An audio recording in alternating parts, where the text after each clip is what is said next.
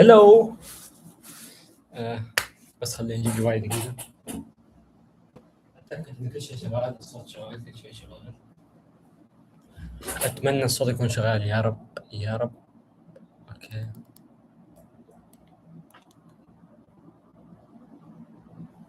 شباب كل شيء شغال. خلينا نشوف هنا.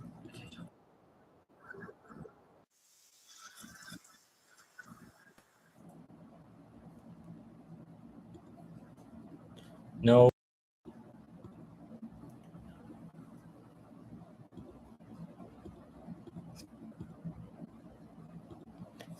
طيب إيش الحل؟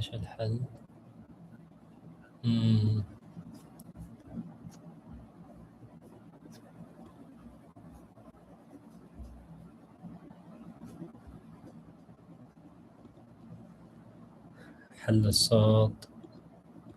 الصوت.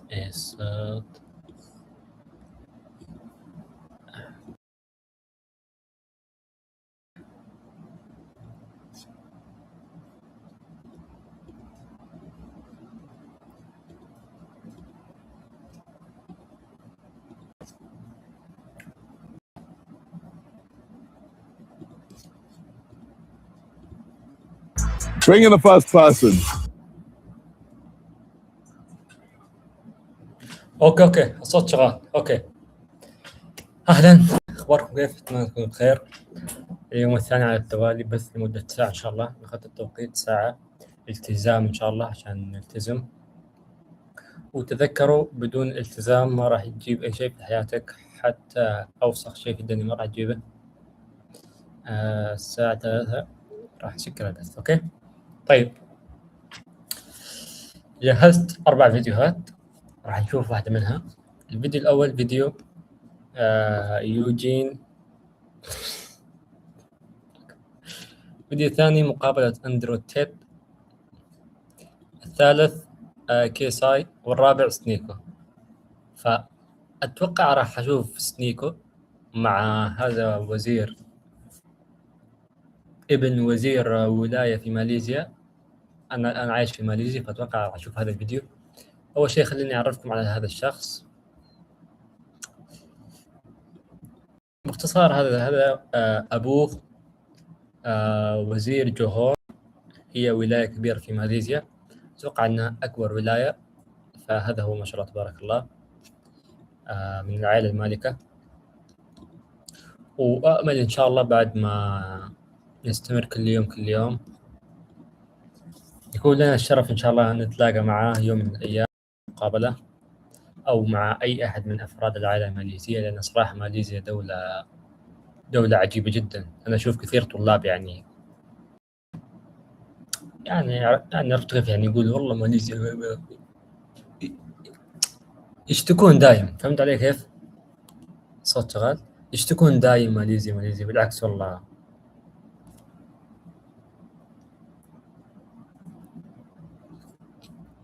فشوفوا هنا ما شاء الله.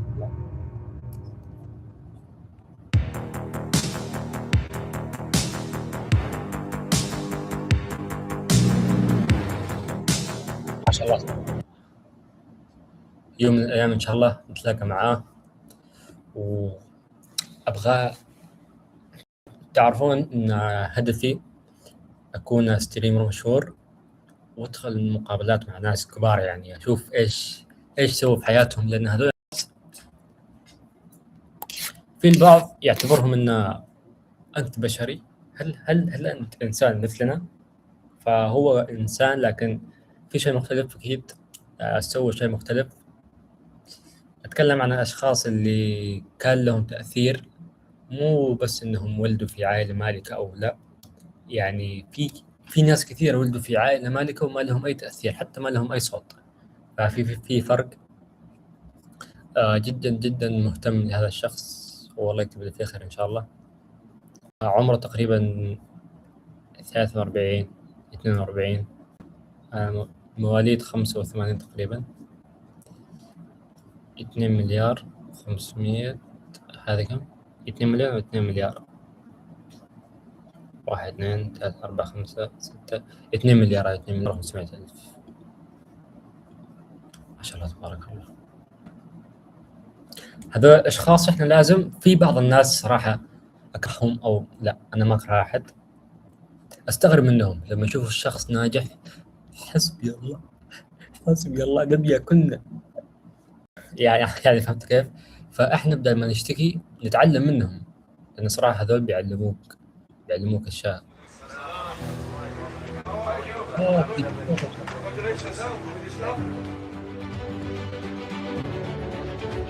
والله يا برو يستاهل متابعة.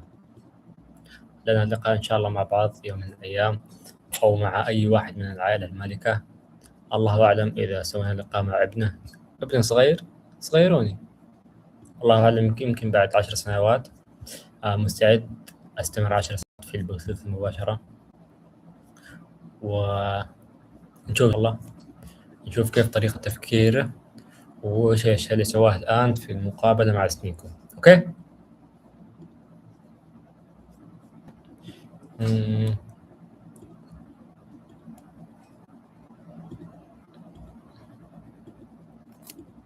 واو really واو. أيضا عندنا نادي رياضي، فلازم نتعلم من هذول الأشخاص الاستمرارية ونتعلم منهم أشياء كثيرة. خلينا نشوف المقابلة. It's just me. With football, or you call it soccer, I can get myself involved with people. I call it football. Or I can't, yeah. Okay, I call it that's football. good. I call it soccer. Based off what we heard at the stadium, I thought هذه الترجمة يبغى شوية تعديل. it was going to be football was your strong suit. I'm surprised. What I love about football is I can share it with the people. Thank you. I mean, when we have victory or whatever, Of course. it's more connected. It's more engagement that I can enjoy with the people of Johor. So yeah. صراحة شباب، الشخص مرات يبغى ينجز نقزة كبيرة في حياته، لكن يبغى لها صبر. يبغى لها صبر، لازم صبر وتتحمل المسؤولية. نشوف فقط المنظر اللي خلفه، ترى هذا بيت أتوقع. That's the thing. You spend your عمره whole life here in Johor? إذا مولود في إيش اسمه؟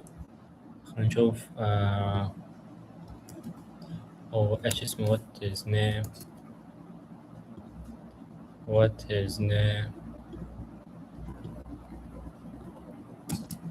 إن شاء الله يا طويل العمر راح نتقابل معك إن شاء الله.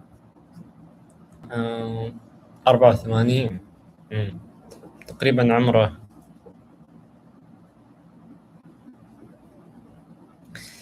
84 16 زائد 26 36 زائد 6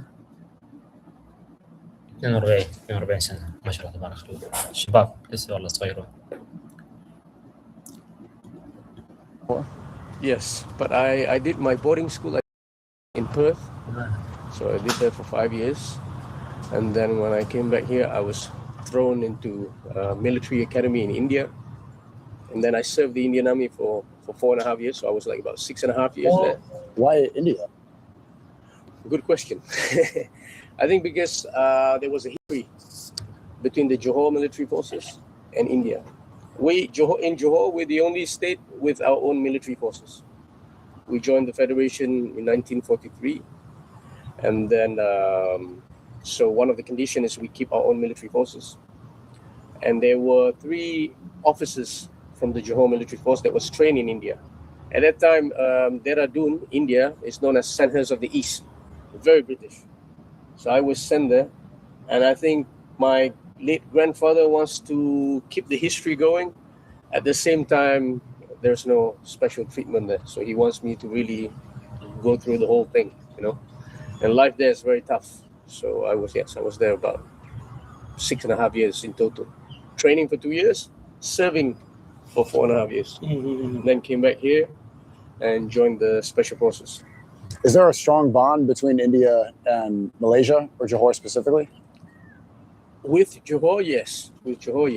ماليزيا with the Johor military force. I think more of the Indian army with Johor military force. but not Kuala Lumpur. No, I'm not sure. I'm not sure about that.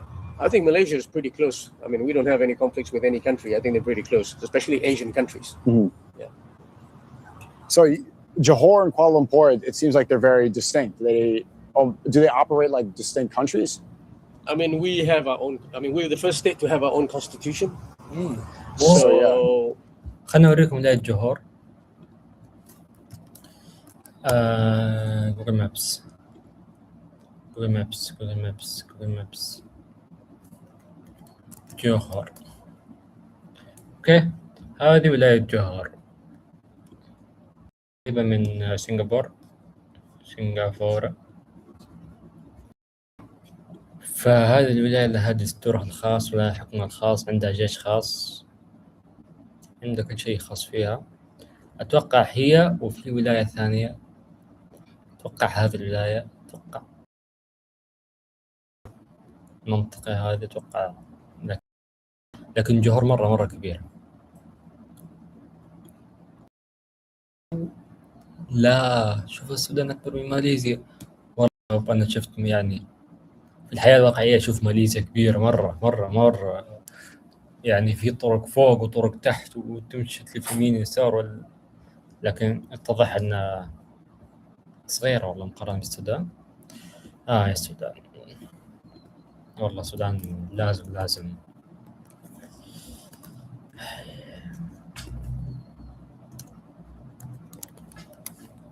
السودان لازم تكون أحسن من قبل. والله حرام والله حرام. أحس أن جو ماليزيا نفس جو السودان، ما أعرف إذا بالغ، لكن السودان يعني في مناطق خضراء وفي مناطق صحراوية. يعني هنا هذه الجزيرة اسمها منطقة الجزيرة، هي مو جزيرة، هي منطقة نفس منطقة جوهور، منطقة القصيم، في الشارقة أتوقع منطقة نفس ولاية أمريكا. عرفت كيف؟ في منطقة هذه الجزيرة كلها خضار وفيها مزارع وفيها يعني محاصيل زراعية وكلها خضراء. فإن شاء الله يكون في تعاون بين ماليزيا والسودان، راح يكون شغل مرة جميل، لكن بعد الحرب إن شاء الله. ومتأكد إنه بعد الحرب السودان راح تتغير إن شاء الله يا رب، هذا اللي نطمح له. السودان تكون دولة مختلفة تماما، جديدة كليا. نأمل هذا إن شاء الله يوم من الأيام. شعب يكون يحب الخير، يسوي الخير، ما في شعب حسود ولا في أحد حاقد على أحد. في هنا أي كويس ما شاء الله. لا، الخيار الآن في يدي، راح أوقف الحرب، لكن المشكلة التسامح كيف والأشياء هذه.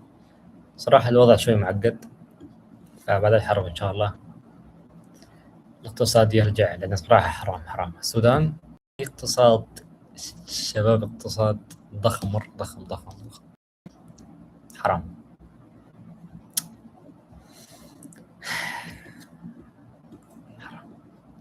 وفي شباب عندهم أهداف في السودان. والله لازم يعني نهتم في الرياضة، كرة القدم، رفع الأثقال، التنس، الطاولة، السلة. نهتم في الرياضة ونحاول ننشر ثقافتنا عشان يجون السياح. السودان فيها سياحة، في أهرامات، في جبال، في مناطق خضراء، في صيد، في غابات. هنا غابات، جبال نخيل، هنا البحر، في نهر النيل. والله شباب، أهرامات هنا أيضا، طبيعة متنوعة. حتى لازم يعني نكون نفس ماليزيا، يعني عرفت كيف؟ يعني مهما كان دينك، وطنك، لونك، شكلك، طولك، وزنك، أي شيء، المهم احترام. احنا كلنا عايشين في السودان. مهما كنت أنت، يعني البعض ايش يقولوا، أنت مسيحي كافر، أنت ولا أنت مسلم، ما تعرف كيف تعيش حياتك. لازم يعني نعيش حياتنا كلنا، كل شخص حر في دينه، لكن التزم القوانين وتحافظ وطنك وتحافظ على بلدك. ولازم نرتب الشوارع ونرتب الأمور كلها. إن شاء الله يا صدق، إن شاء الله راح يجي يوم، صدقوني راح يجي يوم. لأنه والله السودان يعني شوف العاصمة جميلة جدا، جزيرة في النص. يعني إيش هذا التقسيم؟ شوف تحس كذا دوار مقسمة تقسيم. واو، بحري، درمان. يعني هنا بيتنا، عمارتنا هنا. أتمنى بعد ما نشهر لكن عادي بخلي بيتي مفتوح. بيتي ما عندي بيت أنا. بيت الحاج الشاب. يبا الشاب بنادي يروح شاب. توتي، جزيرة توتي.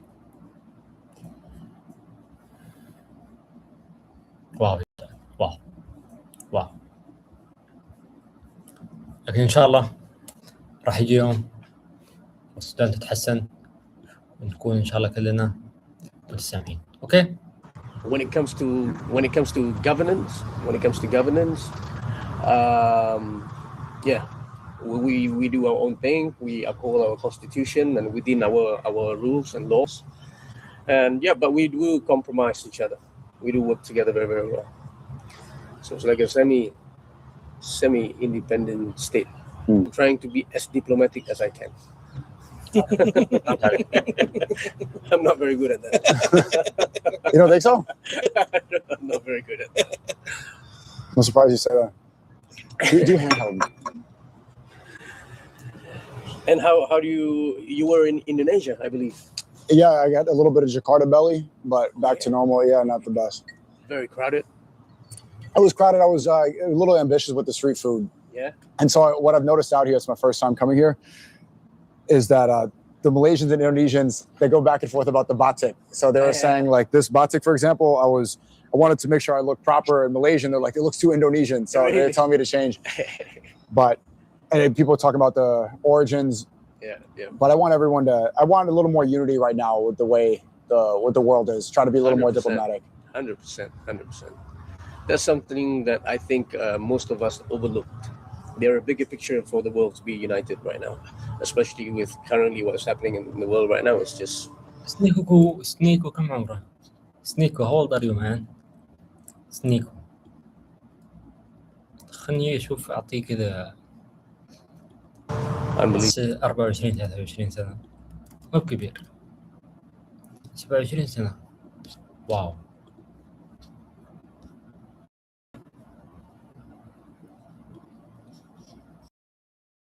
كان شكله 30. تصدقون؟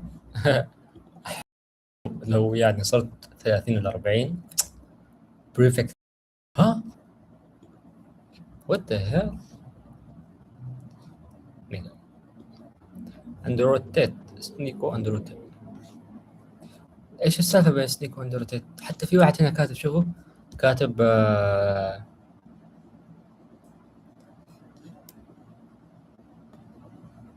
خلنا اوريكم دقيقة.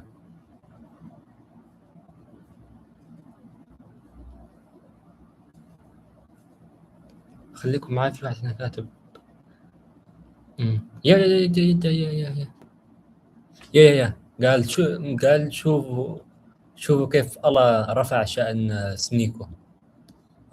يعني صار يسافر ويقابل رؤساء دول وناس عالية القيمة.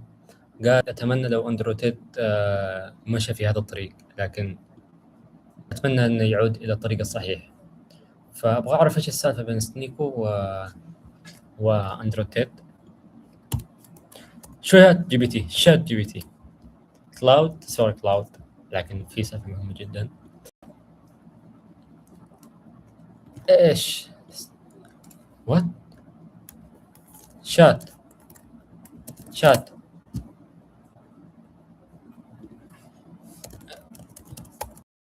ايش السالفة بين سنيكو واندرويد؟ طيب ثم خفات مانوفيرسر رجال خلقوا انضباط النجاح وصار يروج لها في محتواه. بعدها صار بينهم تواصل قوي. تيت كان يعتبر من التلاميذ أو الخطأ أثروا فيه، وكان في تعاون تام بينهم. التحول مع بعض خصوصا بعد ذلك تيت مجال قوانين عندها في تواصل، وصار في اختلافات في الرأي بينهم في بعض الأسباب. ما عنده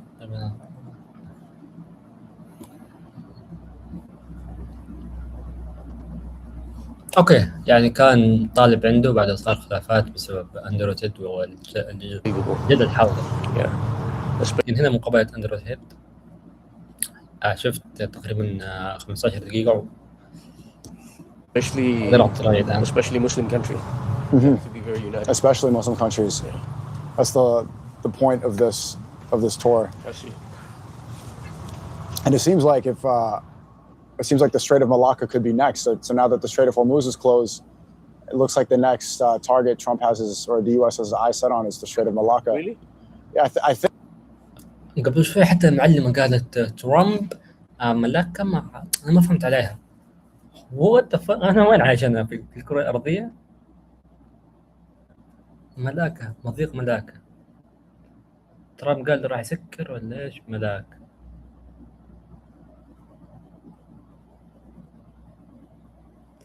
اوكي فهمت هذا المضيق.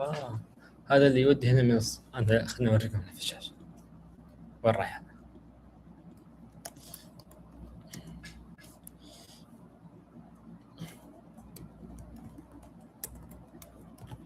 جوجل مابس. طيب شوفوا هنا مضيق. فأحب ماليزيا، والله أحب ماليزيا مرة، يعني تعلقت فيها بشكل حلو مرة.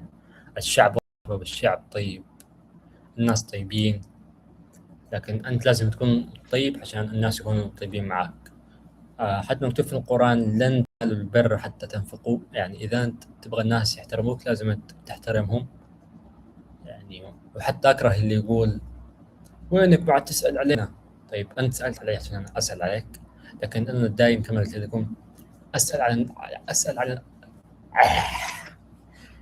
على الناس عشان يعني أعطي لهم قيمة. أما هو أنا يعني أسأل عليه وفجأة أقطع عنه، يعني بأي سبب من الأسباب يقول لي وينك ما عاد تسأل عني. برو wake up man.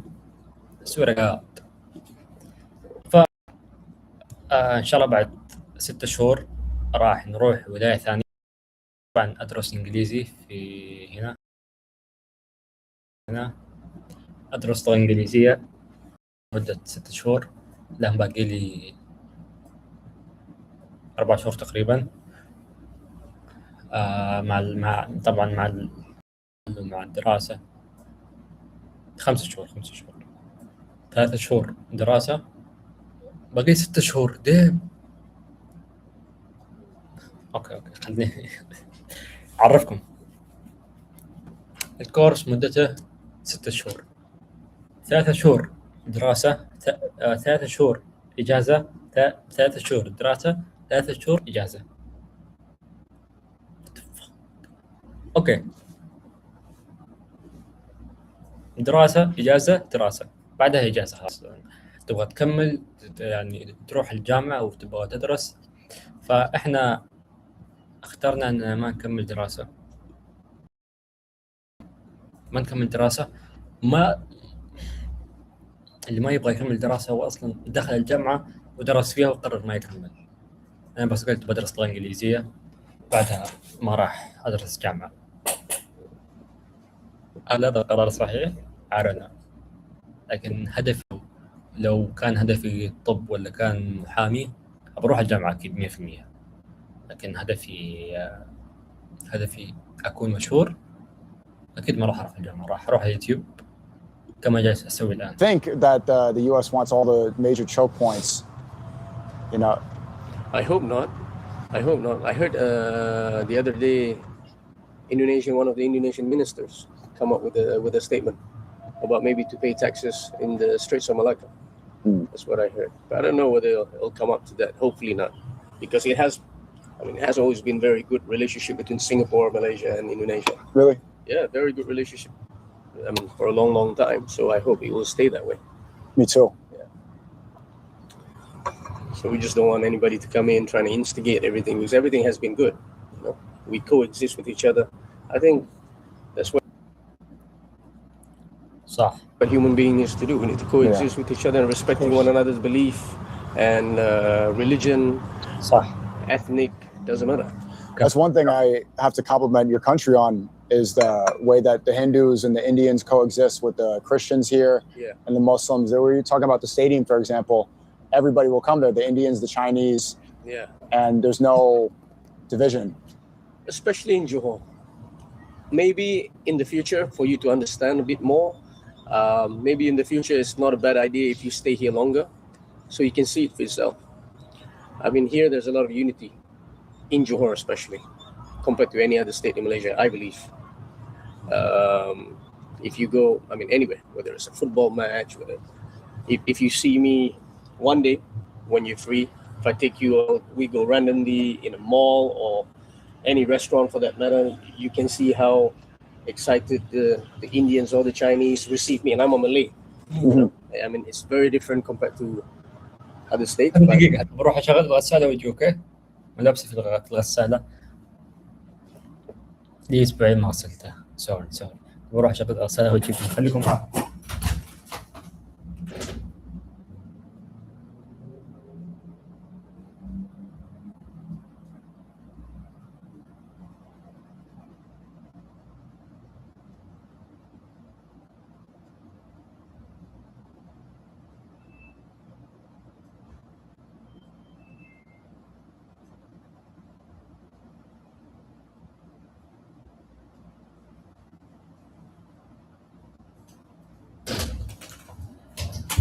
I think Johor has a very, very strong sense of unity.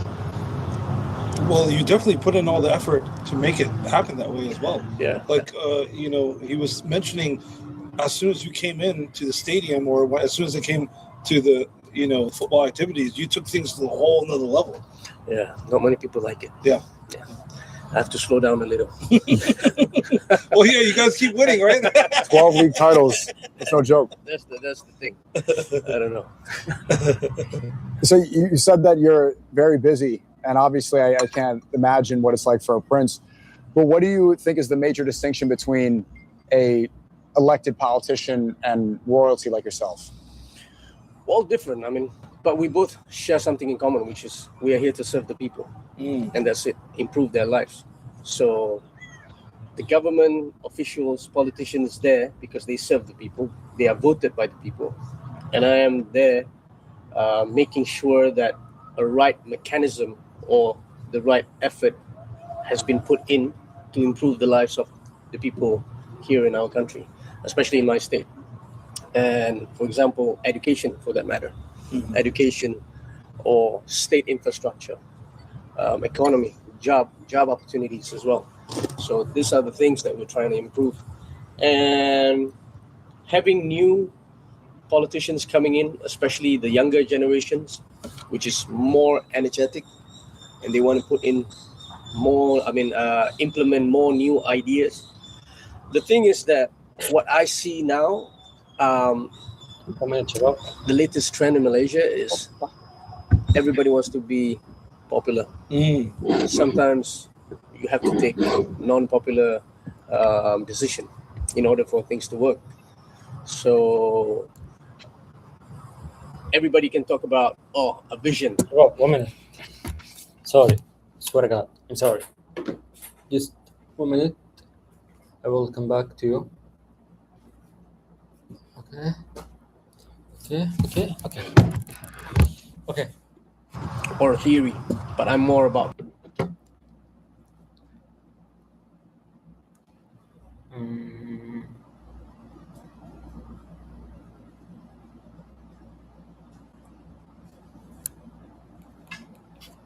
practical, what's there on the ground. You have to understand it to make it work. So it's not just a vision, because vision without execution is hallucination. So the idea is to implement the idea, try to make it work, understand it properly. That's what it does. Because sometimes we invite people giving talk from, let's say, Holland about youth. What does he understand about our culture? What does he understand how we're going to make things work? So things like that.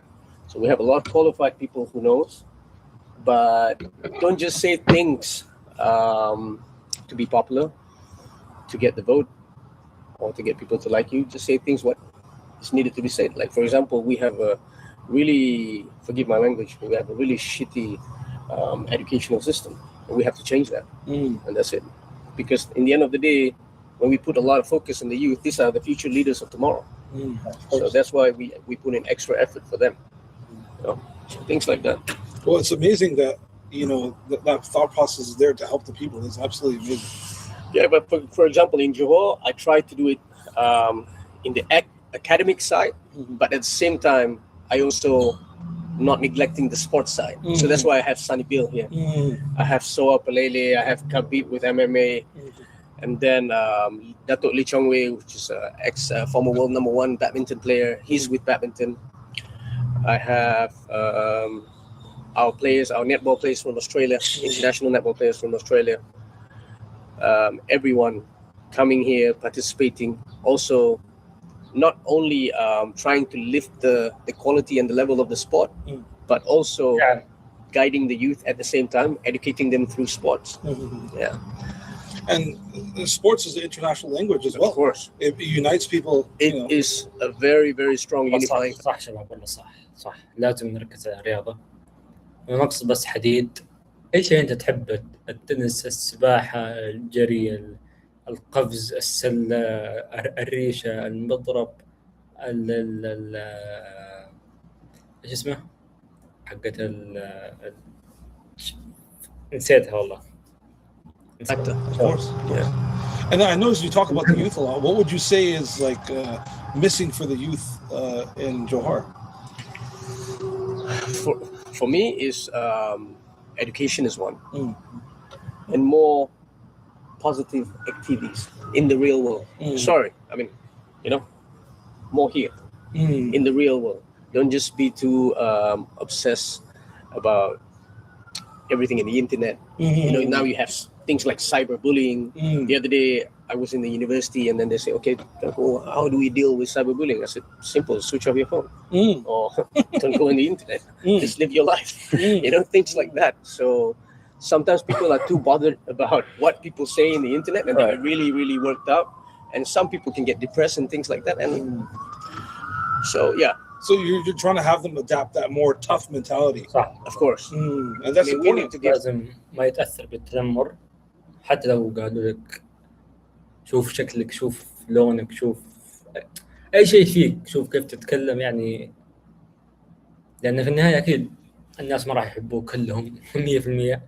راح يكون في ناس يحبونك وناس لا، فأنت لازم تحط هذا الشيء في بالك إذا تبغى تصير مشهور، أو إذا تبغى تكون يعني شخص. أنا ما أقصد مشهور إن الجميع يعرفك، لكن يكون مشهور في دائرة صغيرة بين أهلك. أكيد مو كل الناس راح تحب طريقتك إلا إذا أنت تبغى ترضي الناس كلهم، لأن في النهاية ما راح ترضي نفسك. لازم أول شيء تشوف نفسك، وبعد ما تنجح في الشيء اللي أنت تحبه الناس أكيد راح يحبونك. ما أقول إنها سهلة، لكن تستحق الصعوبة اللي راح تواجهها. عرفت علي؟ في البداية راح تكون صعبة، لكن في النهاية صدقوني fantastic. Yes. So Let's go. I love that. What do you think was the most controversial thing you had to say that ended up being correct, but people were off-put when you first said it? I don't remember, but I said a lot of things. I could say something like the cyberbullying one. That's something I say people get really. Yeah, but it's the practical solution to a problem that only exists if you look at your phone. Obviously, It's a good example of that. To me, it's like trying to live in the real world and see a bigger picture. Because sometimes هذا أنا. Let's go.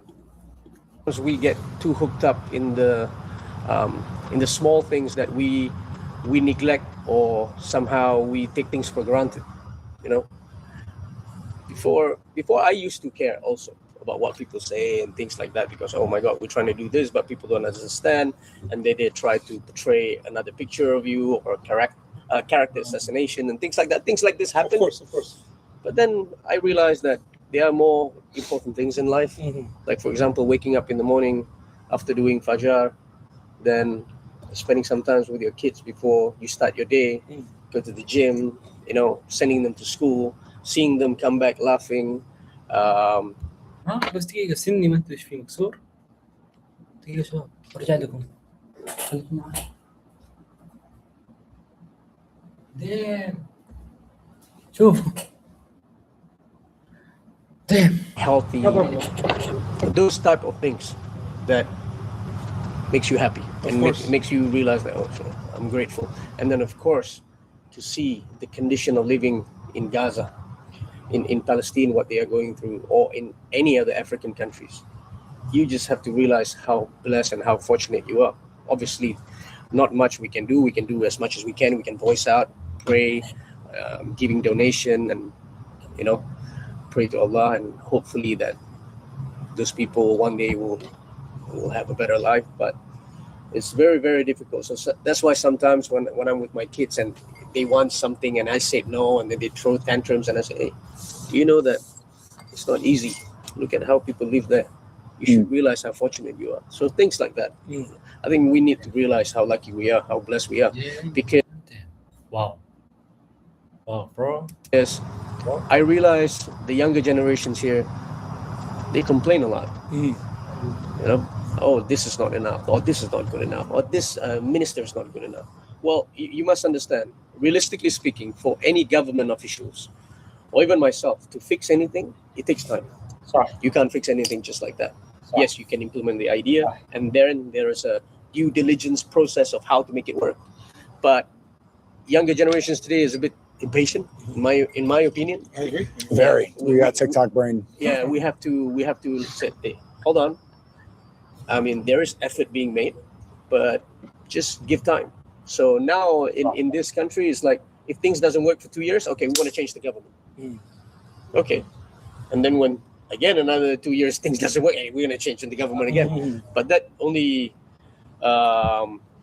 bringing up instability. It's almost like the youth is missing wisdom. Yeah. Right. They're missing the wisdom in things. Yes. They want everything fast. And you know, that's what Allah subhanahu wa ta'ala said. Yeah. That indeed Adam, when Adam was first created, the first thing he did, he reached for the fruits, right? Yeah. And Allah says, indeed, mankind is always in haste. That God, you know, that God created us, and we're always in haste. And also we're always ungrateful as well. Yeah. Je, buka kan tutup pintu sana je. Buka aircon kuat sikit je. It's a bit humid today. Yeah, the pitch we were playing on earlier, that was broke up a real sweat. You know, we are the first team with our own training facilities. Really? In the whole country. Oh, wow. Can you believe that? Wow. You really changed the game, man. Yeah, but what does that tell you? Ignorant. Taking things too lightly. You know, I realize one thing. This is very controversial about what I'm going to say. But I'm going to say it anyway. I don't care. But it's the truth. This country like to talk about, especially the new generation, they like to talk about changes. They like to bring in ideas. Everybody have their own ideas. Everybody talk about, oh, we have to change, we have to improve, we have to do this. But no one does anything. صح. No one does. Damn. Bro, damn. حرفيا هذا تقيس على يعني اي شاب يبغى يغير حياته. انا خلاص راح اغير حياتي، انا من اليوم خلاص، وانا راح اسوي الو تسمعني والله راح اسوي تعال شوفني بعد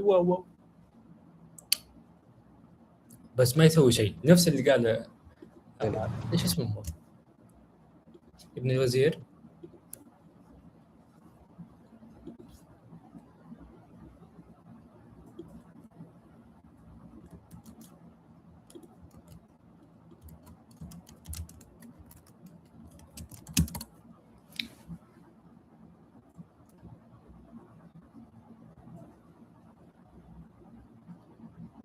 تانكي اسلام ادريس تي ام جي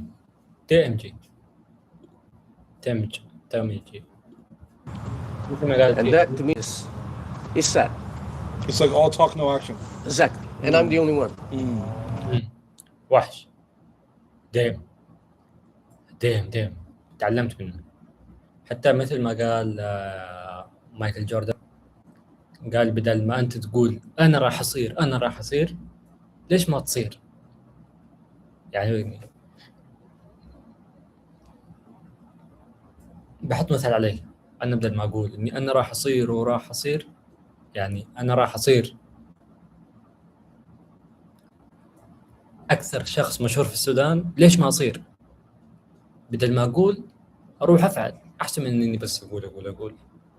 We come up with our first stadium. We came up with our first training facilities, trying to improve sporting facilities in our state. That hopefully it will be a domino effect, which other states will follow. So, and we've been doing it for the last 12, 13 years. But so far, the progress is a bit too slow. And I hope it will improve, but it takes time. What is the greater vision of Johor? I want it to be the best economic hub.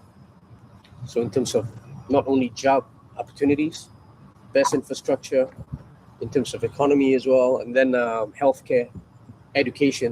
I want to see more qualified people serving the government, also state GLCs or NGOs, having more qualified people that can think and make a decision rationally. You know, people can just sit down. I mean, good self-esteem, confidence. So that's why I always push education since the first day I became the region. So that's what I want Johor to be. Cool. And obviously I hope other states will also follow. They have their own priority, which I truly respect. But like I said, I think we should focus on things which we need to focus. I love that you focus on education, because what they're saying right now is ignorance is a disease that's spreading throughout the world. Of course. And the only thing that could cure this disease is knowledge. Exactly.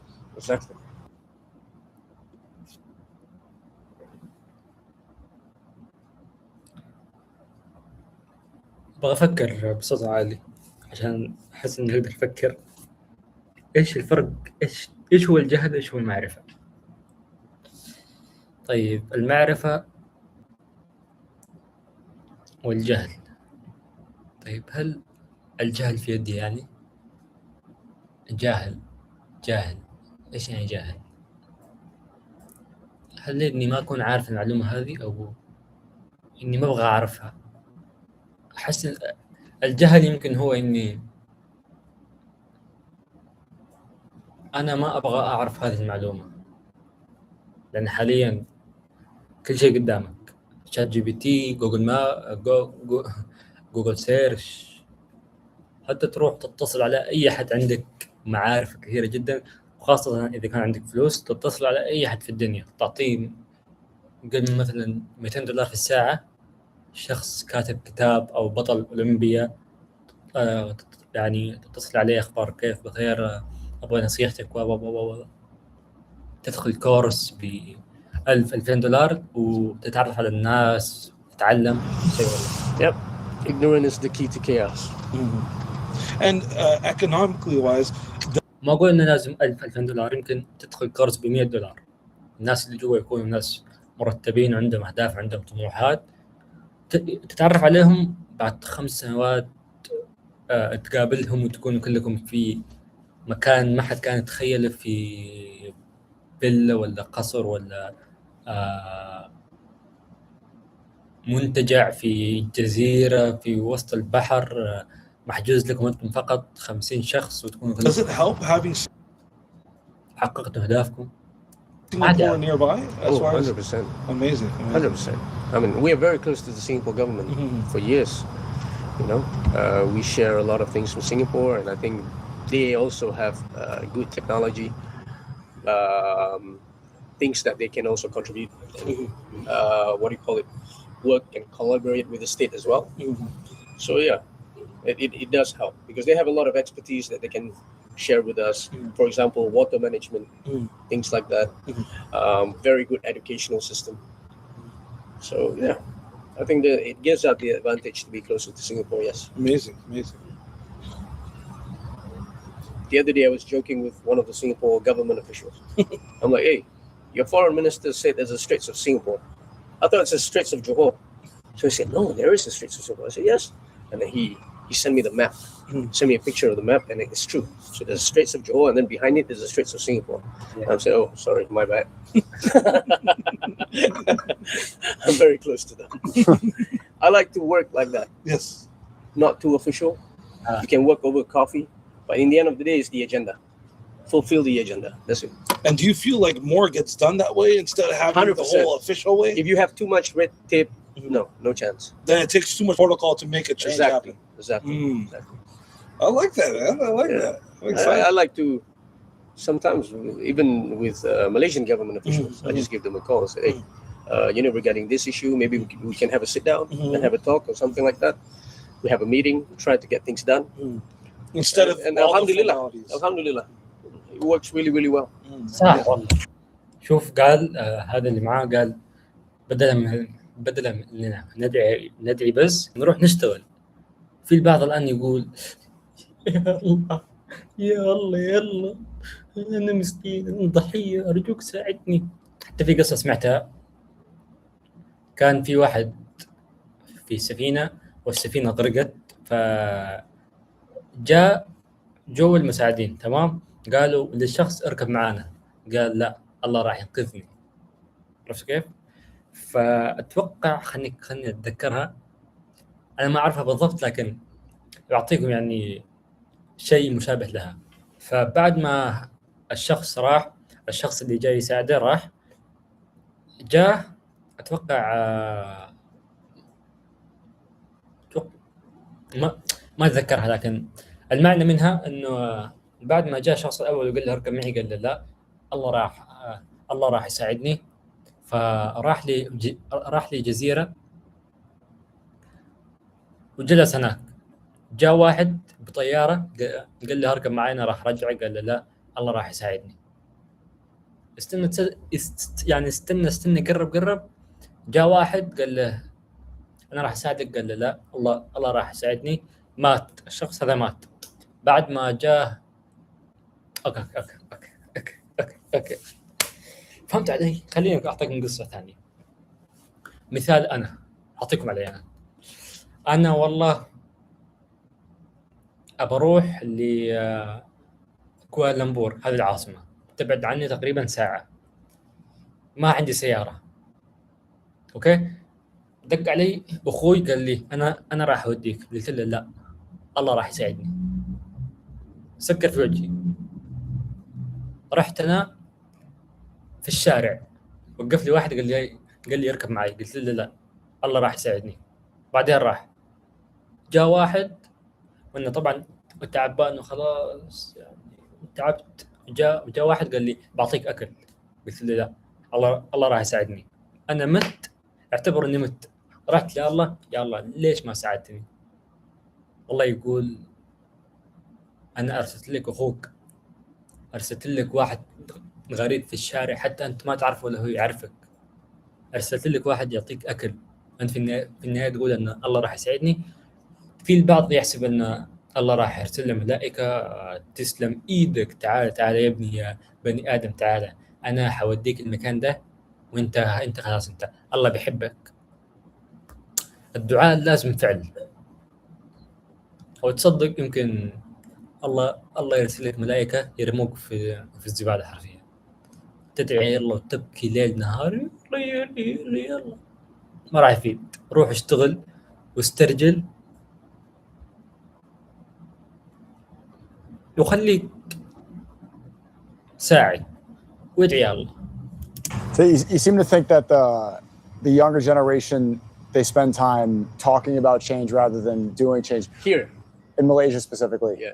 This is all over America too. This is dominating leftist politics, I think, and right politics. Both are pretty much the same. Or people like.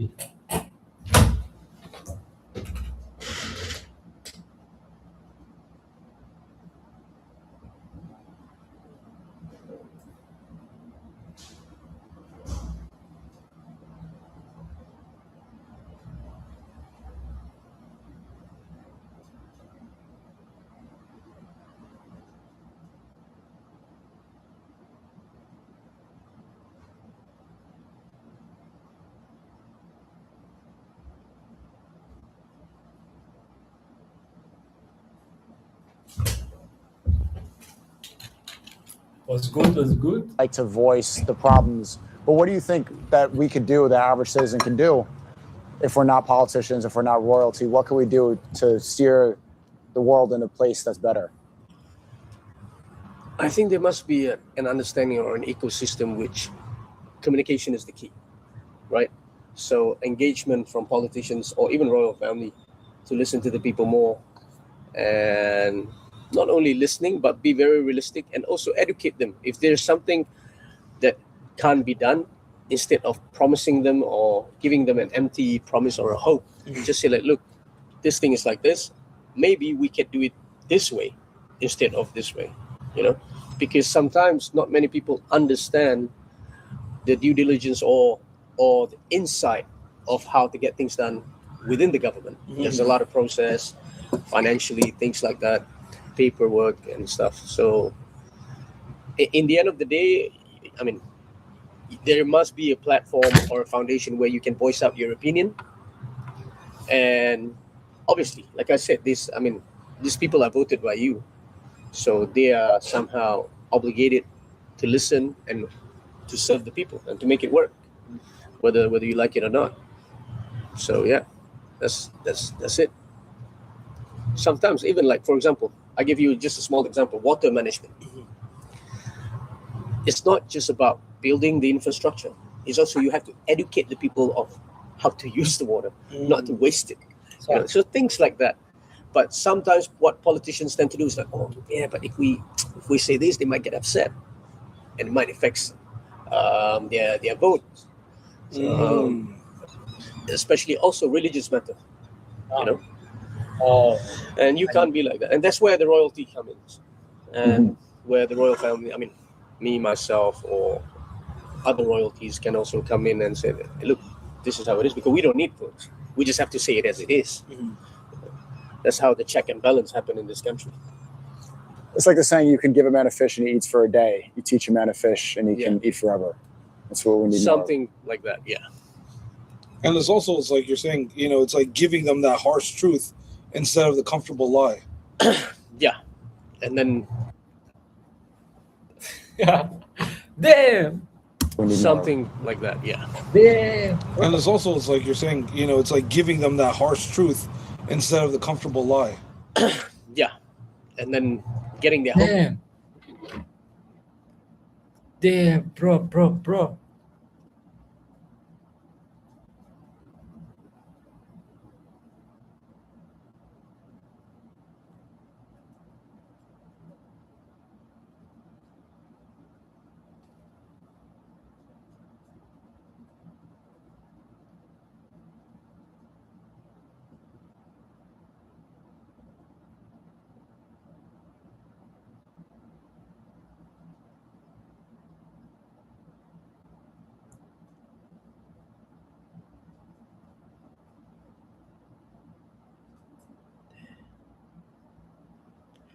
واو برو هذه تستاهل اني اكتبها في ملاحظاتي.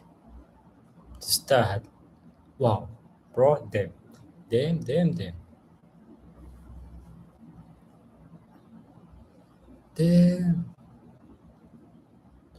فهمت علي؟ ديم الحقيقة مرة بدلا من الكذبة المريحة. حتى أنت تقدر تطبقها في نفسك. يعني مثال أنا أو أي شخص قال يبغى يصير صانع محتوى وشاف أن محتواه ما زبط، فالكذبة المريحة إيش راح يقول؟ راح يقول والله الخوارزميات ما تساعدني،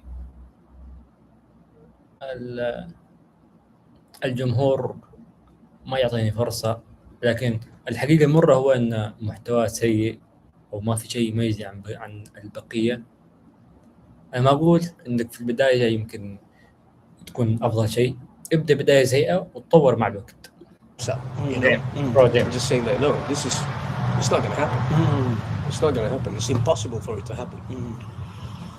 What is the ideal relationship? Right now, it's a good relationship with America. There are military bases that the U.S. has in Indonesia and Malaysia, correct? Not Malaysia. Just Not Indonesia? Malaysia. I think even Singapore, I thought U.S. had a base in Singapore, but it's not.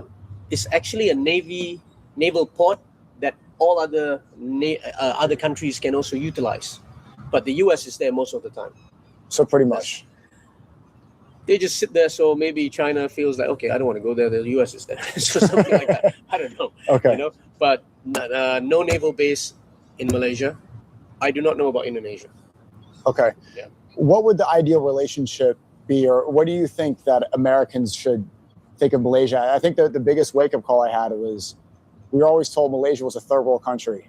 Yeah. And then you come here and you're like, حرفيا ديم ليش كلنا نفس التفكير؟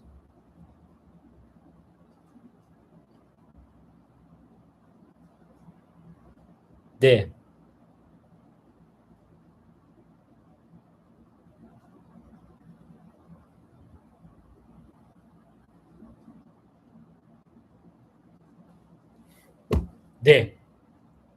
والله حرفيا قبل ما اجي هنا ماليزيا كنت اقول ماليزيا جيت هنا انصدمت صدمة عمر. ناس طيبين وحياة طيبة وحياة. that's not true. That's a lie. What's the ideal relationship you have with America, if you even care that much about the perception that we have? Because we Americans, we pride ourselves a lot and we believe that our opinions are the most important. I don't know if the rest of the world has to follow that, but that does seem like it's our foreign policy doctrine, peace through strength. What do you think that relationship should be like? I think how America approached the world is the most important thing. About understanding different culture, different country has different customs, different rules, different way of doing things. It's not just about, you know, in some places, for example, some places, what do you call it? Majabuje, like things, I mean, certain things that US wants to implement doesn't work. You know? Yeah, same goes with Malaysia as well. So I think you have to understand it, because I don't think people just hate America for no reason. Yeah. Yeah. That's a misconception. Exactly. So it's not that. I mean, Malaysian people are very, very friendly. They're very open. If you come up with a good idea, okay, but let's do it this way, which will not somehow step on anybody's foot, by still respecting the religion, still respecting the culture and things like that. So I think that's how the approach that the US should do, because that's what the British did, right? Right. With that approach, a softer approach to everything. So I think in terms of diplomacy, in terms of working together, that's how it's supposed to be. That's just my personal opinion. Well, it seems like the British are more cultured when it comes to of course different, different religions and stuff like that. America is just like very hard-headed, and it seems because like not all country can. I mean, democracy does not work in everywhere. There are certain places that will never work when it comes to democracy. Mm-hmm. So you cannot just because you believe in democracy, well, other world has to accept it. It's not that, because things are very different. Like I said, culture. الديمقراطية. خلينا نشوف في جوجل ما هي الديمقراطية. اوكي، الديمقراطية هو نظام حكم يمارس فيه الشعب السلطة عشان غير ممثلين مدخولين غير فين حكم الشعب. اوكي democracy. Very different. Diversity, very different. Religious aspect is also very, very different. And it plays a part in everyday life. And it doesn't really seem like America really wants democracy everywhere. It's more like we just want control over the entire world. And if you don't fall in line with our belief system and that we should be number one, then we're going to regime change and we're going to start some issues. For now, sadly, that's how the way it is. Mhm. Yeah. And so we have to be very, very smart dealing with it diplomatically. Yeah. That's the only way. Yeah. You know, every place in the world. Yeah. How is your relationship with Anwar Ibrahim, PMX, they call him? Good, very good. I have a very good relationship with all politicians except one. But yeah, very good. Always very. مين يا ربي هو؟ خليني دقيقة أشوفه. طيب.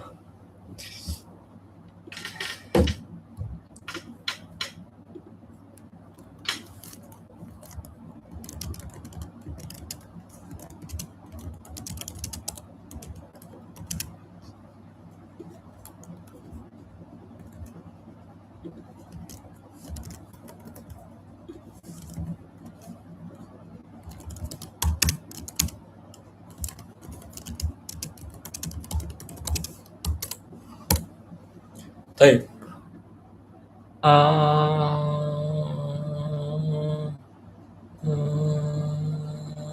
لا ما في اسم له. Very good. I mean, we work together. The good thing is I realized that he's a more elder person, but he listens. That's the good thing. Listen meaning if I give my opinion or give my advice, he does listen. And sometimes, senior politicians, when we are younger, when we speak to them, some, they do not care what we're talking about. Some, they pretend to listen. Mhm. And actually, no, they completely do not even remember what you just said. But PMX always come back to me. If we do not see each other for months and then come back to me and say, hey, regarding thing you said, Your Highness, a few months back, it's like this now. So at least it shows that he cares. And then he does listen and he does take it into account, your thoughts or your ideas. Oh, you was here just now, right? Yeah. Right. He was here. He met father and then he was here with me for your ideas. Oh, you was here just now, right? Yeah. Right. He was here. He met my father and then he was here with me. Oh, mashallah. Yeah. I like the abbreviations of PMX. They have TMJ. What do you prefer, Your Highness? Should we call it Your Highness Tunku? They were also saying in the chat. They have a lot of nicknames for you, the Malay. Yeah. There's too many actually. Good and bad. But I haven't heard any bad ones. I hope not, or I didn't repeat any. people call it Iron Man. People call it TMJ because it's a short abbreviation. Yeah. And like the call sign between the palace, my father and me, is Johor 1 and Johor 2, or J1, J2. Okay. That's the call sign. That's our military call sign.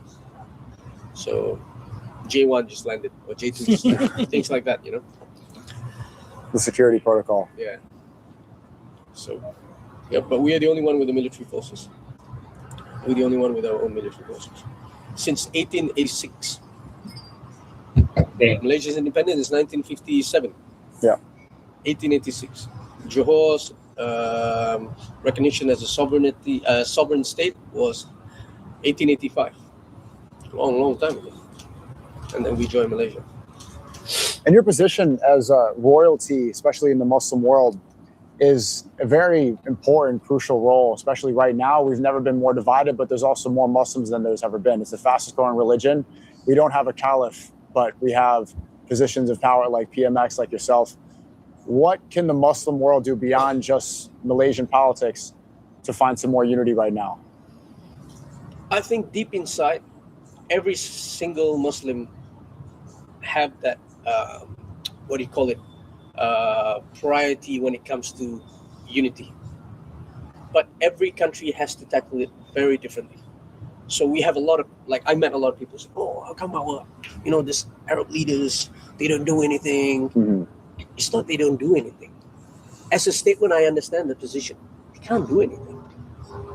But the only way they can tackle the situation is by being very diplomatic, more communication, trying to get over that line and say, hey, look, come on, stay off our back. What do we need to do? So things 1 minute, guys. Okay. like that. I understand they have to micromanage the situation in the best interest of their people. I mean, you think they are happy with how things are right now? They're not happy with how things are right now, but what choices do they have? You know, they can't just say, okay, all right, let's go, everybody, settle up, let's go to war tomorrow. Because one of the jihad is also not only serving your family, is to also serve your people's the welfare of your people. That is also considered as a jihad itself. So they cannot act when it comes to how they feel, when it comes to their emotion. They have to act in the best interest of the country and their people. So I understand that situation. But when it comes to, you say, oh, the Muslim world has to be united, 100% everybody wants it to be united. All of us want. But when it comes to doing things and dealing with United States of America or dealing with other countries, I mean, every single country has their own plan and their own ways on how the whereabouts, how to do it. So I understand. And it's not easy. I bet you it's not easy. I bet you they're not just saying, okay, we have a good life and yeah, whatever happens.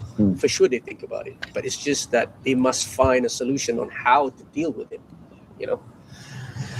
But obviously, unity, that's what we want. That's what we want. We want unity, but let's not also forget about how Islam is about all being respectful to other religions as well. And it's all about love. So it's not just about us, it's also about respecting one another. And then you have, it doesn't help when you have Western media putting in a lot of money for to create a different narrative when it comes to Islam. Yeah. So that's not what Islam is all about, right? It's all about love. It's all about respect. It has always been like that. That's what a prophet, that's how Rasulullah sallallahu alaihi wasallam taught us. So yeah, that's how it is. And it's so interesting, like when you're in Muslim countries, and obviously there's non-Muslims there are Christians, there's Hindus, there's all different types of people there, and there's no issues with the Muslims and those people. It's never. But it seems like when the other religions are dominating the Muslims, they oppress the Muslims. Yeah. But the Muslims never oppress them when we're in charge. But you must prove it. But you must understand how does that mechanism work, because that is what happened when you put politics involved when it comes to race or religion. You know, anything you involve politics, that's it. You have corruption. You have division. That's what politics does. I mean, if your voters are majority Hindus, some politician they do not care the sensitivity of their people being united. They will try to divide and conquer as much as they can, because that's how they get their votes.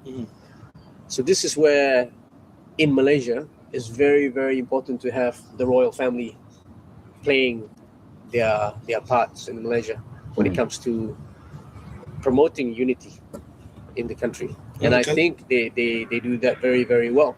That's how the check and balance happen. Because now you have, if you see, whenever elections coming close, you will see a lot of people, okay, we have to save the Malay. The Malay has been oppressed. The Chinese is going to take over. Yeah. And I'm like, what the hell are you talking about? That is basically hate speech. That is like basically giving a completely different narrative. But some people, like I said, who are not educated will believe that. That's how you win an election. Yeah, I said, oh my God, our lives affected. Okay, we got to save the Malay. Well, no one tell us to change our religion or we want equal rights or things like that. The Malay does have different privileges, and we just have to be very, very grateful. But we just have to work harder, and that's it. There's still a lot of respect amongst other religion and also other races. And we have to acknowledge that. But you see, whenever politicians speak, they always speak about, we we have to do this for the Malay. The Malay must do this. The Malay must do that, and that is divide and conquer. So they're trying to emotionally charge the. Whether they try to get you playing the religious sensitivity or the racial sensitivity, whatever that works within their favor. That's and here comes the royal family trying to say, "Hey, hold on, relax. Okay. It's all about the people. The people. That's important. Being united, unity. That's what important." So you're saying, so basically it's very interesting. So the politicians are feeding their own selves, 100%. Or they're feeding, whatever their desires are. And then the royal family is trying to help the people and make everything good for the people. 100%. That's amazing. That's how it works. I've seen that around the world. Since Trump won the election in 2016, he used this rhetoric that white supremacists. They're coming in from Mexico. They're going to come and kill and do all this. You create an us versus them. Yeah. And this is how you galvanize the people, create a populist movement. We saw this happen in England, and obviously you could see it. I've heard about it in Bosnia. They always talk about this looming threat that there's this invasion going on. This particular formula works as well. It does work. It's very politically. People use it in sports. People use it in sports here in Malaysia. You don't have to talk about internationally here. How do they use it in sports here? Well, for example, play victim. Trying to portray that there's another superpower, that you being attacked, that you've been, there's a higher or bigger entity oppressing the sport so that we cannot win, instead of admitting that, we cannot win because we're not good enough, or we do not win because we do not plan to win or plan properly. When it comes to sporting structure or any project for that matter, just be very open with your fans. So they try to shield themselves or hide the fact that, to me, is when you fail to plan properly, you will not have the result, right? So, but one of the ways to hide that fact is by saying that, it's not fair because that team is stronger, or we have a bigger entity controlling the whole thing, so that's why we're not winning. So when they play victim, they have their fans on their side. Say, yes, you're right. The referee's not with us. Oh, yes, you're right. The Football Association is not with us. Or the league is not with us. Yes, we are the victim. We have to be together. That's the only way they can get rallied. That's the only way they can get fans on their side. But reality is that those people who run those particular organizations are just not good enough. And they're playing with this sentiment, but because certain people or certain parties are not that educated to think rationally. They think with their emotion. They don't think rationally with their head and say, okay, what's wrong with our team? How come we're not winning? Maybe the other team is just better. And that's it. You just have to accept the fact and try to do the best you can. It's a good analogy. Yeah. So it seems like you love to face the harsh reality. I did it when I first took over Johor. When I first took over Johor, I always played with that sentiment because Johor has always been, Johorian people have always been very proud about them being Johorian. So football was at that time the biggest, the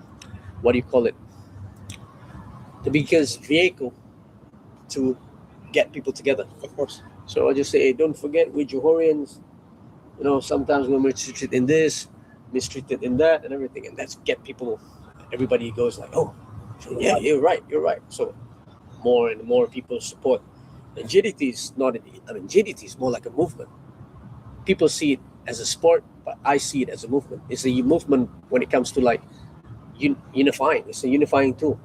It's like, you remember there's a movie called Invictus?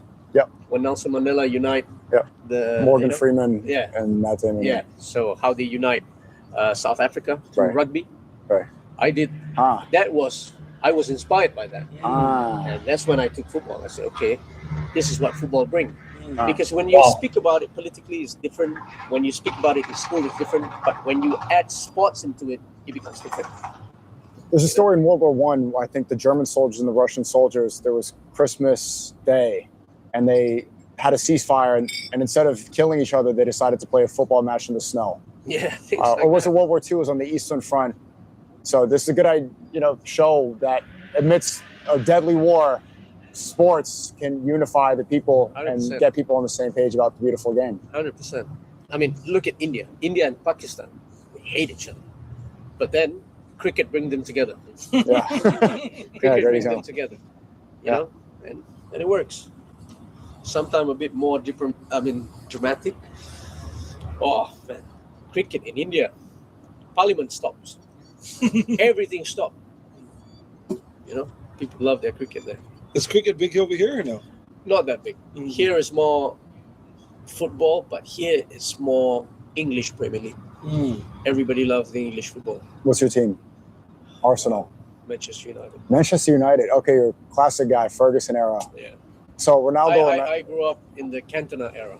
Eric Cantona. right? He was doing the karate kicks. Exactly. Well, there's a lot more to him than that. I grew up in that era. That's why those people who grew up in that era does not do well in this particular era. We're too straightforward.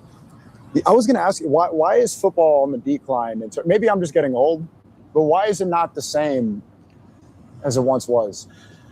Academy. The academy is good when it comes to educating players technically, tactically. But then everybody become robots. Before, players are more free to Be creative. be creative, free when it comes to Ellie, I lost the word. Express themselves. That's the word I was looking for. More free to express It's themselves. like the Ronaldinhos. Exactly. So today, if you have Ronaldinho, he will not survive in any team. You were just saying that. Yeah, because the coach is going to be, hey, 2 touches and pass. 2 touches. Everything is technical. Everything is ما very, في very حريه، technical. ما في حريه. يعني المدرب بيقول للشخص هذا اذا الكوره جاتك على طول ناول لفلان. الشخص لازم يعني اللاعب يفكر يتصرف يكون عنده اسلوب الخاص. عارفين المنظمة. So academy also play a part in that one. So there is no creativity in football. But yeah, I mean, before the quality was top level. It's still top today. It's still very, very interesting today. I find that players are much more fitter because of the technology, the training, nutrition as well. But when it comes to hardship, maybe no. Their lives are too easy. Players nowadays are very, very spoiled, unfortunately. So it's too tactical. It doesn't build that character. Yeah. You know, it's interesting phenomenon happening in America with the NBA, because the NBA used to be full of people that were poor, that came from the slums, and they had to make their way up. So they worked so hard. And now the NBA is full of NBA player kids. Yep. So they're raised millionaires, you know, so they don't have that same hunger. I give you an example, the Brazilian national team. You see, the Brazilian national team has always been top, world-class, first-class. I mean, today, yes, you still have world-class talented players, but different mindset, different mentality, because things come easy. You're 18 years old, you get offered to go to Europe, you're paid 50 million, suddenly, boom, you made it. Yeah. And that's it. So there is no more fire in you to achieve more. That's why people like Messi, people like Cristiano Ronaldo, those are all very, very unique individuals who have always had that hunger of trying to pursue even more, trying to achieve even more. When they have already reached a certain platform, which is very, very high, but they try to do even more. So that's how I want my youth to be. You know? So Ronaldo or Messi? As a Man U fan, it should be easy. No, don't get me there. It's the most controversial I don't question. have any relationship with Messi, but yeah, I'm a good friend of Cristiano, but it's very hard. Different players. I mean, different position, different players, different type of players. Cristiano Ronaldo is more, stronger. Very, very powerful in the box. Head, left and right. Messi is more natural talent, magic. Football, you can see how he creates players and everything is special. So they all have their own special thing. But after these two, nowadays, you have Haaland, you have Mbappe, Lamine Yamal. you have Lamine Our Muslim Yamal brother. coming up, that one. So you have a lot of new players coming up. Olise, Due, top players coming up. Yeah. But very hard to see consistency for so many years. I mean, Ronaldo and Messi dominated football for 16 years. It's not normal. They still are. Yeah, and still, up there scoring goals and whatnot. Such a big presence. Yeah. Are you coming to the World Cup? No. I would love to host you if you come. Maybe not this. Inshallah. How do you think the World Cup's going to be in America? With all things going on in right now in the world, do you think it will affect you? I do think so. Unfortunately, if you're being realistic, the U.S. is not looking like a proper host the way that they act right now. Exactly. And you can see that the excitement, they lost that excitement. Usually before World Cup, people are so excited. Okay, the World Cup, we're going to go والله for the World صح Cup. يا شباب ليش؟ And now you have people who are نفس التفكير يا أخي maybe ليش؟ not interested even. Yeah. That's sad. Because the World Cup's the greatest football, the greatest tournament in the world. Sporting tournament in the world. It's sad to see how it is. Maybe if we had a royal family, they would get these people in line. Right now, the administration, what are they saying, that the Pope is weak on crime? Really? Yeah, Trump just said the Pope is weak on crime, and the Pope shouldn't talk about the war. And Trump threatened to bomb Iran back to the Stone Ages, word for word. I saw that. Yeah, so it's not the best rhetoric before hosting the world's event in your home country. Exactly. And what about Mexico? You have Mexico, you have Canada. And Canada, yeah. True. You say a lot of things about Canada. You say a lot of things about Mexico. How are you going to host the World Cup? I forgot they were the host too. Yes, they are. Well, they're pretty much just us at this point, It's the same place. They keep asking about your car collection. My car collection? Yeah. A few cars. Yeah. My car collection? Yeah. A few cars. I like That's how you know it's a major collection. It must be the nicest collection. I love cars. Okay. Well, which one's your favorite? Top three. Oof, tough. I like the Sport Chiron, the Bugatti. Okay. What color is your Bugatti? Black. Okay. Nice. Black. That's a good color. And then I have the Mistral, which is gold one. I still have the Tourbillon coming, which I have not decided fully about what color I want. Mhm. I want it to be something unique. Mhm. So I love cars, but I am not as crazy about cars as my father and my siblings. My brothers are just fanatic over cars, and my father as well. But me, I'm okay with cars. But I have different hobbies. For example, I like building things. I like building gym. Like that. There's a gym there. That is a beautiful gym. Yeah, I like to build places that I can spend time with my family or my friends. Like the stadium. خلينا نشوف وين بيته.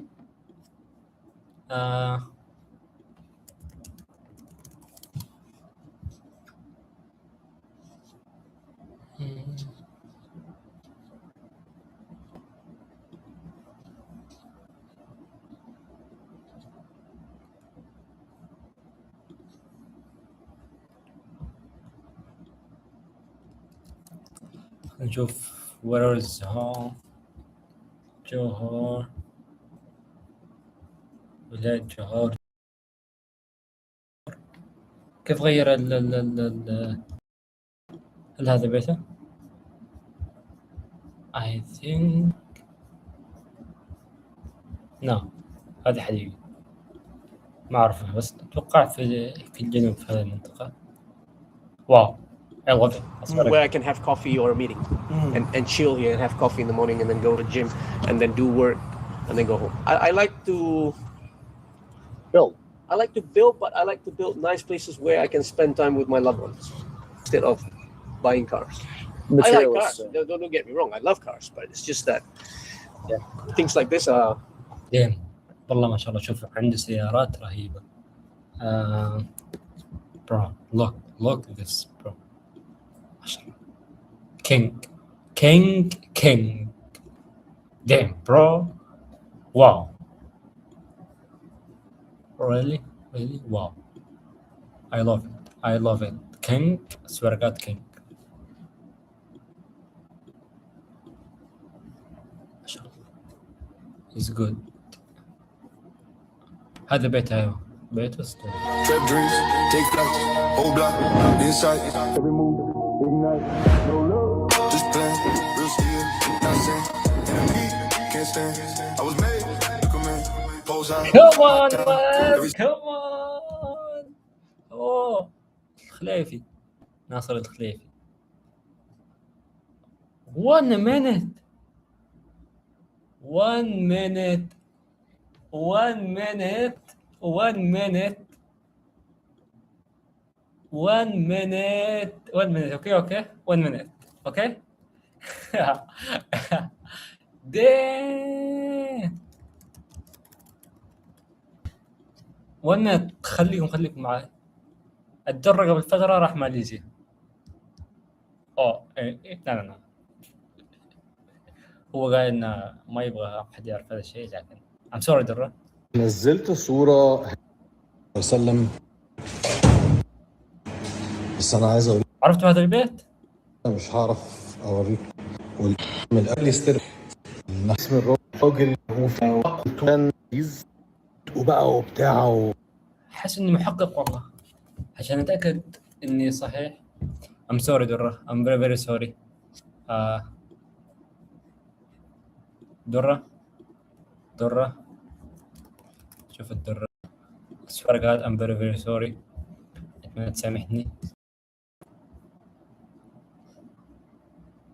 طيب إذا أنا صحيح معناها أن الدرة متابع هذا الشخص من أي حساب من حساباته، من حساب الإنجليزي.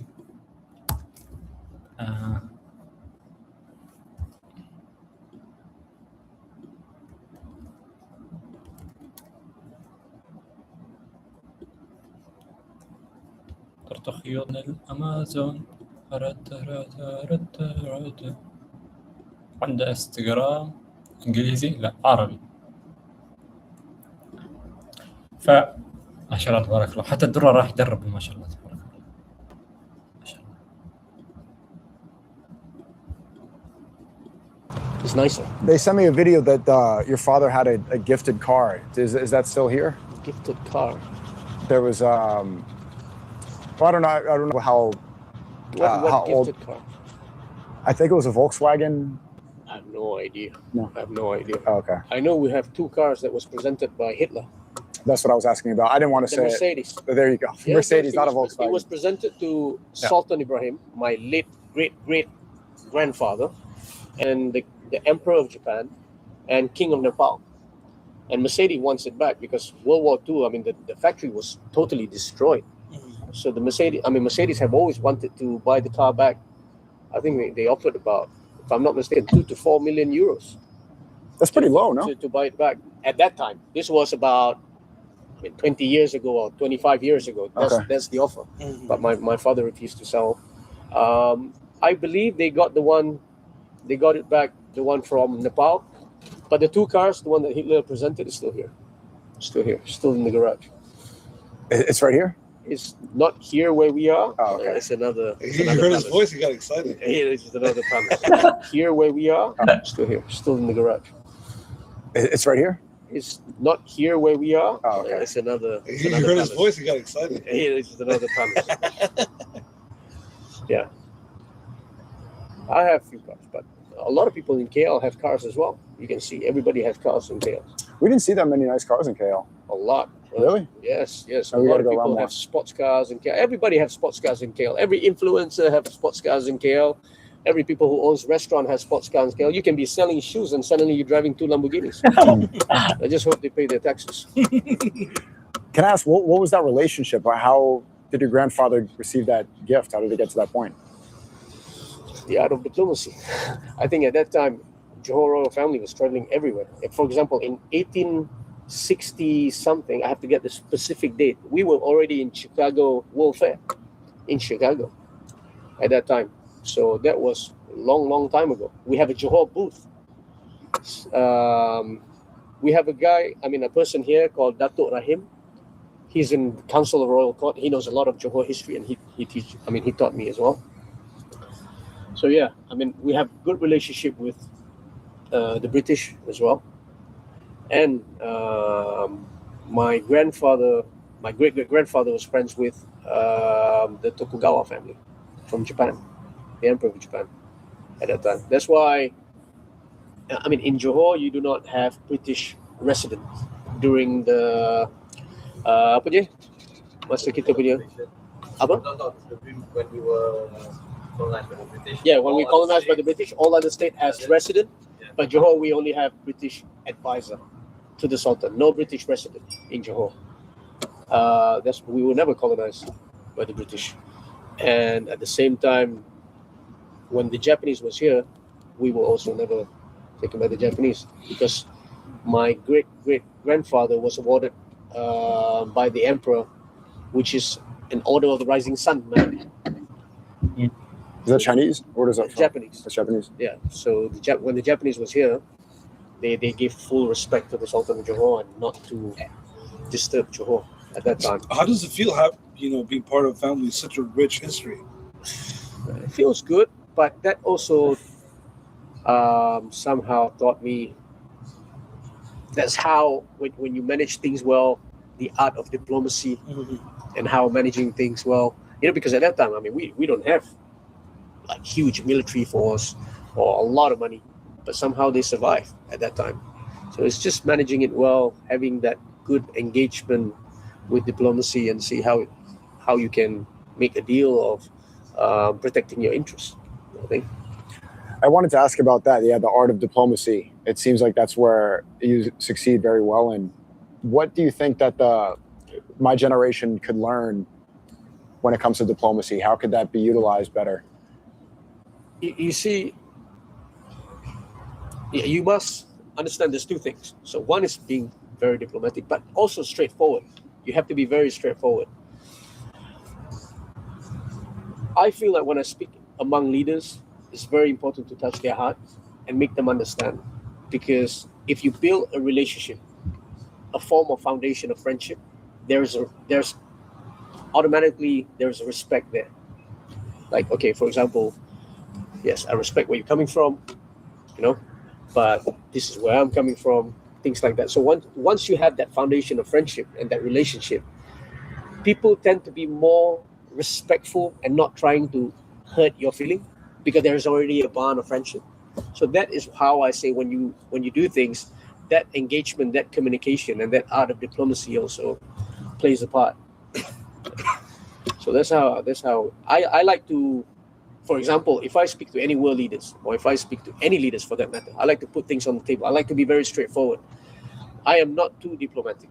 I like to be very straightforward, get the point across, and then see. And then after that, you have to read the room and see how they react, and try to manage from there. How do we go on to the next step? So, from your experience doing that, do you think that worked out well for you? So far, yes. Okay, amazing. So far, yes, 100%. Like, I have a good working relationship with Singapore government when it comes to supporting our educational system or water management, things like that. So once you have that relationship, like I said, once we have that relationship, which is a very friendly relationship, it's very easy to work together. I'm pretty sure other people appreciate it because you're just speaking what's on the heart. Nothing is like hidden in the chest. When you have that, when you start giving that impression of distant or being very too diplomatic when it comes to negotiate. أتوقع في مطر جاي. أنا سمعت صوت الرعد. شوفوا. Oh my God. Oh my ربي. Or giving that talk. Almost makes you fake, right? No, I mean, that gap is already somehow not good enough because you can't get anything, you can't get any deal done. So it's always very, very good just to be very, very relaxed, just to be very, very open. That's why I don't like having too many people in my meetings. When I meet any leaders, I like to have that one-on-one. So we can somehow be very open because they can come to me and say, look, what you want, it will not work. This is why I think it will not work. And then I will come up with my point. Yeah, but if you do it like this, so you can somehow have that freedom to argue, not for the sake of arguing, but trying to put our point across rather than just being, if you have so many people here. And then it becomes a performance. Exactly. Then not, you don't want to step on anybody's toes. You want to be politically correct. They want to be politically correct. And you can't get things done. I like that approach. Yeah. Have you had to meet with any Israeli officials? Me? Before? No, never. They're not allowed in Johor. They're not allowed in Malaysia. Yeah, Mashallah. they're not allowed in, Yeah. to enter Malaysia. Mashallah. I met one when I was in India. I met one. I said this. I went to this gym called Taj Palace. It was a hotel. So whenever when I was in 61st Cavalry in New Delhi, I go to this gym because 61st Cavalry have two squadrons. One is called Alpha Squadron, which is in Jaipur, in Rajasthan Desert, and the other one is in New Delhi. Bravo Squadron. Bravo Squadron is a very small military camp, so we don't have our own gym, so we have to go to this hotel, Taj Palace, and do gym there. So I was in the gym, and I see this old man every day coming in. He's singing. He's in a good mood. He does his gym, and then one day we start talking. And I said, "Where are you from?" I said, "Oh, I'm from Israel." Right. No, okay, yeah. I said, "Where are you from?" I said, "Oh, I'm Malaysian." "Oh, and you here? You serving the Indian Army?" I said, "Yes." He never say who he was, whatever. And then, so every time we see each other, we pass remarks to each other, like, hello, like normal thing. I do my thing, he does his thing. And then one day he just said, "Hey, anytime you wanna, so what do you do?" I said, "I'm in the military. I'm doing my training here." Okay. Which state you come from?" I said, "Johor." "Oh, there's the one next to Singapore." I said, yes. So we just start having a conversation, and then before he left, he just gave me a card. And then I look at the card. It was Director General of Military Intelligence. Mossad. Fucking hell. Oh, The general. What the hell? Of military intelligence. Mossad. Fucking hell. Oh, okay. But it was cool. I mean, it was just. Did the very, card very start beeping relaxed. afterwards? No. Okay. So yeah. Did you ever meet up with her? Where did that No, go? I've never had the chance to meet up. I think he was busy. He must be having a lot of assignment everywhere. Yeah, they're busy people, for sure. That's funny. Yeah, but now Modi is saying that very different than Malaysia. India is the motherland and Israel is the fatherland, according to Modi. Well, yeah. Very different than Malaysia. Yes, very, very different. I think I don't know. I mean, like I said, each country have their own personal interests. Yeah. And they have to somehow approach it with that particular discipline on what particular interest they want. So I think they have their own interests and how they're going to approach it. Well, I think the Quran is very clear, and it says that, the Yahud and the idol worshippers will unite as one against the Muslims. Yeah. So it's very clear on that. So for us seeing that, we shouldn't be kind of surprised. Yeah, we shouldn't. And it's about also how we live our life on a daily basis, because it's not easy for any human being to see all those footage of what's happening there. People get really, really affected.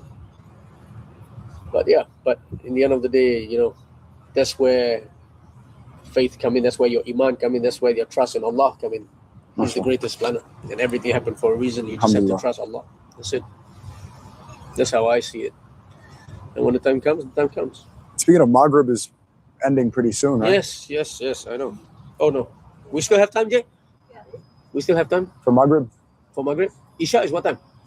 Isha 8. I think Isha's 8:30. What time is it now? 8:03. We can sit here for hours. Inshallah, very insightful. Over there, put the fact- Yeah. Please go ahead. What time is it now, Jay? Now it's 8:04. Isha is 8:20. So we have a little time to get Maghrib before. We can jam up. What's that? We can jam up. We can be a jam up. Jama is when you're traveling. Yeah. Okay. You can do that. Please. Yeah, you can go if you have to. We can have a photo session. Yeah, sure. Oh, you have to fly back to KL? We have a flight? I thought we were going to stay and see the car collections. You have to fly back? We don't have to. I can send them back if you want. No, I can send them back. My car can send them back. يا رعد.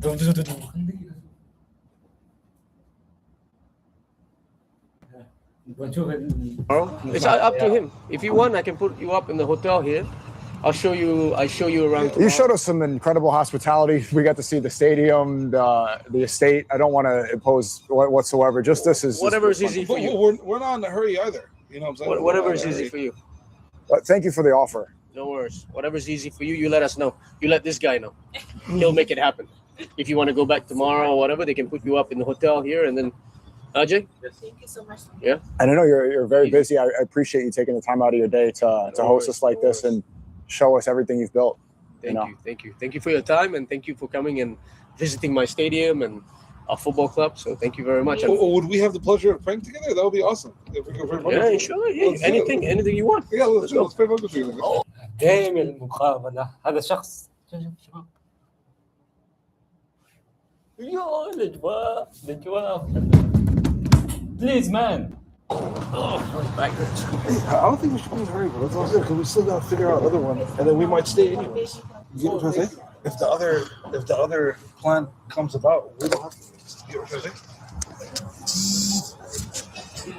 I need to be in KL tonight. Okay. So, yeah, stay. And Kingdom's only driving distance away. Sneeko, this is my cousin. Assalamu alaikum. He's Jew. Look.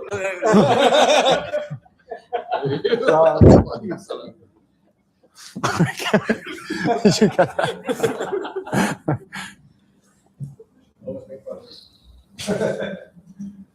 Are you actually? No. Oh, okay. It's like, there's no way.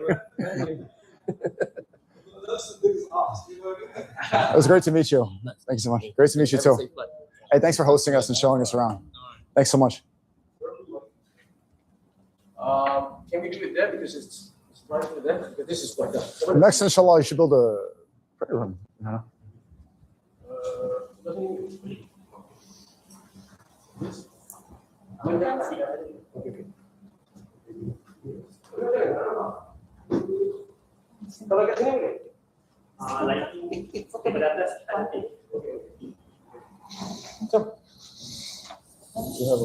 What's that watch?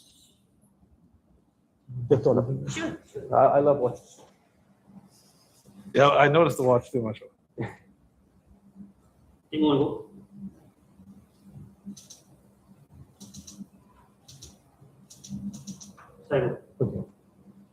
Next time, if you want to visit, just let us know.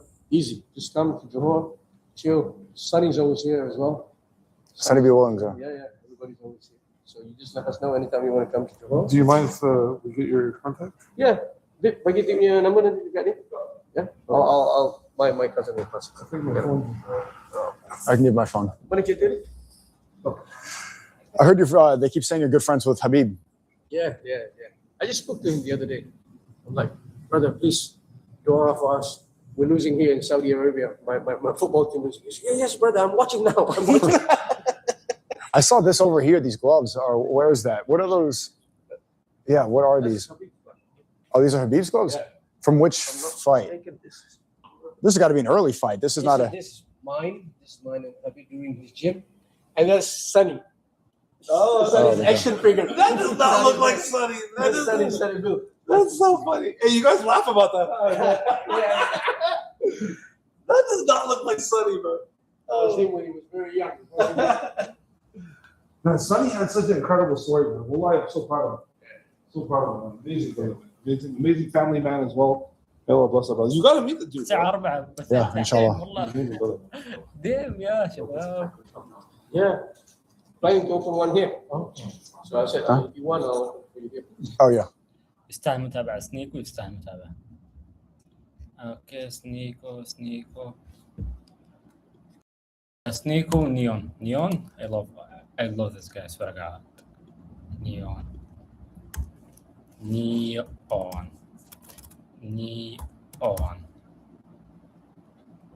نيون نعطيه متابعة. سنيكو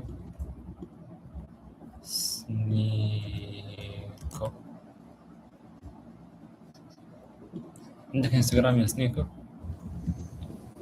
From cousin. The Jewish cousin. My Jew cousin.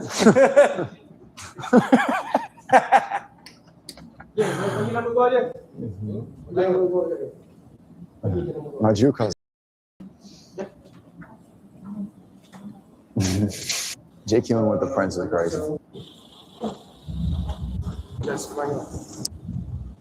Yeah. Thank you. I'll take it. Yeah, thank you. Mashallah. Do you mind one more? We're gonna keep on farming you. Here. Yeah, can I? Hold on, don't mean to be calling you. I'll show you my car. One day, I got to see the Hitler car. That's the one. Right. 1, 2, 3. Time. 1, 2, 3. Perfect. Hey man. Okay, I think I took one. Yeah. Cool. All right. You must have driven that car one time. 1, 2, 3. 5, 6, 3. Perfect. Thank you so much. Thank you. Thank you so much. Snico. All right, very nice meeting you. Great to meet you. Safe trip. Enjoy Malaysia. And anytime you want to come back in the future, you just let us know. It was a pleasure It doesn't for. have to be official, like unofficial. Let's play some football next time. Yeah. More Okay. free time. You can do things. You can see more. Huh? Amazing. This will be great. All right. Thank you so much. Thank you Safe so much. journey. Assalamu alaikum.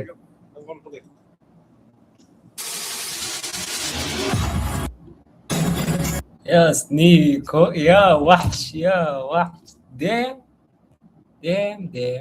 عندك كم حساب سنيكو؟ هذا حساب الأول. 12 سنة يا سنيكو، من يوم عمره 17، من يوم 16 سنة. وحش سنيكو، وحش.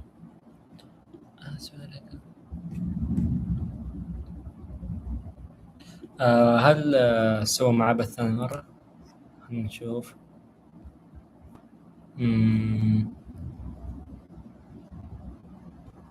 نو، راح اندونيسيا. نو. سنيكو وحش. ما عندي انستغرام، غريب والله. اوكي جايز، استمتعنا. كان بث جميل، بث خفيف، بث لطيف جدا، لمدة ساعتين تقريبا.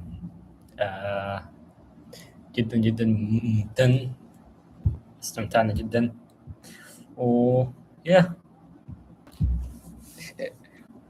ان شاء الله يوم من الايام راح نقابل هذول الناس. اوكي، see you again. باي باي.